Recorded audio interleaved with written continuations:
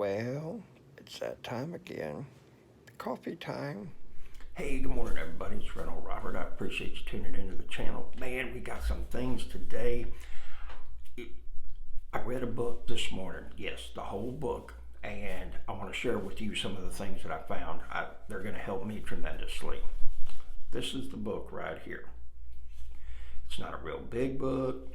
They're not big full pages, so we're able to get it done this morning. But one of the things this guy does, and he's a strategic coach for business and personal development with people, and he talks about a 3-year plan. He says, what does your ideal life look like in 3 years? Okay, and still only 1 cup of coffee this morning. And it's an interesting analogy in the sense of we look at things and most of the time we kind of go through life like a butterfly, just kind of going around with no place in particular that we're trying to arrive or anything of that nature. We're just taking day by day, and then before you know it, it's like, well, I've lost a month, I've lost 2 months, I've lost 2 years, and then, sometimes we find ourselves at the end of our, from the age 20 to 50 and say, where did it go? What did I do? What should I have done? And the thing about it is that just, taking an hour out of every week, say like Sunday evening, okay, what is it that I want to accomplish this week? I read a book that was called Eat the Frog. What it was about is this gentleman would go into a business, he would look at the business, see what needed to be changed about it, and there was always some type of task that people were not willing to do or did not want to do, okay? And you've heard me talk about the thing about emotional payoffs with success going forward. And the thing is that there was no positive emotional payoffs for these people having to do with eating this frog, okay? And so what they would end up doing is they would put this off. Well, unfortunately, that frog kept rolling over and it never got done. And so the whole thing is go ahead and the first thing in the morning, get those things out of the way that you don't want to do. Make those phone calls, file the paperwork, answer emails, whatever that thing is, And he also talked about that, if it is something that you hate that bad, you should be hiring somebody else to do it if you're in a position that you can afford that. Like with me, there's no sense in me trying to do my accounting and my bookwork, okay? I don't enjoy it. I don't want to do it. It was a funny thing because I wanted to get Quickbooks set up. Why? Because that's what everybody else does, okay? And so I thought that's absolutely critical. I got to get Quickbooks set up. So I go and pay this lady like $150 for, I think it's 2 hours of her time, something like that. She's a QuickBook genius, okay? And so we go down there and we set up the program on the laptop and everything like that. And the thing about it is it's not that I don't like QuickBooks, it's I don't like putting stuff into the computer whatsoever. It's worth it to me to scan something with my phone, email it to them, and then be done with it. That was a task that I absolutely hated doing, and so there's no sense in me doing it any longer. What is it that you're doing that you absolutely hate that you could get somebody else to be doing?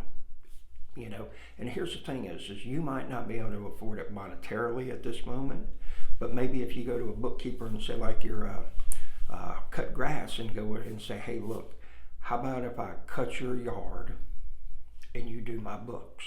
Trade something like that, And the thing about it is that one, you'll be amazed at what can happen when you ask, okay?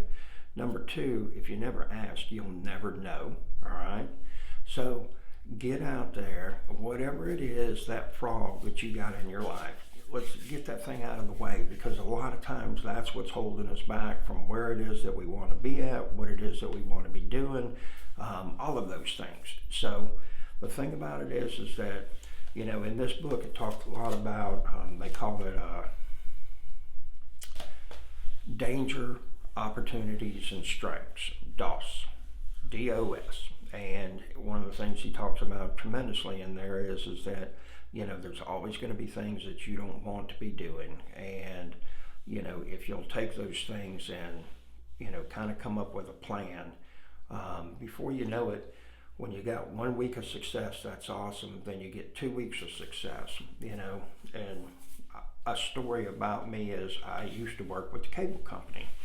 I was actually the cable guy, and then I got out of there and I went into collections. And I was actually the guy that showed up at the house and said, hey, you know, I need to get a payment from you, or I need to get your digital cable boxes from you. Well, I found out that in the morning, every day, I would write 30 sentences. I would collect 10 boxes a day because I got paid for each one of those boxes, okay?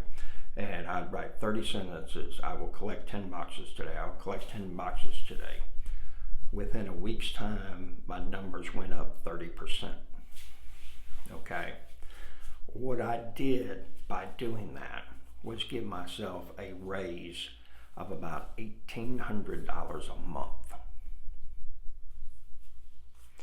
just by taking that little bit of time every day before I went to work, and I would say, I will collect 10 boxes today. Well, guess what? After a little while, I started writing sentences that said, I will collect 15 boxes each day. And I gave myself another raise, you know. So that was one of the first jobs that I ever had that I was on a production-based pay scale. Because the more that I did, the more effective that I did, the better I was at my job, the more money I made. I didn't get paid for just showing up. I got paid for what I produced. I got paid for the results that I brought to the company.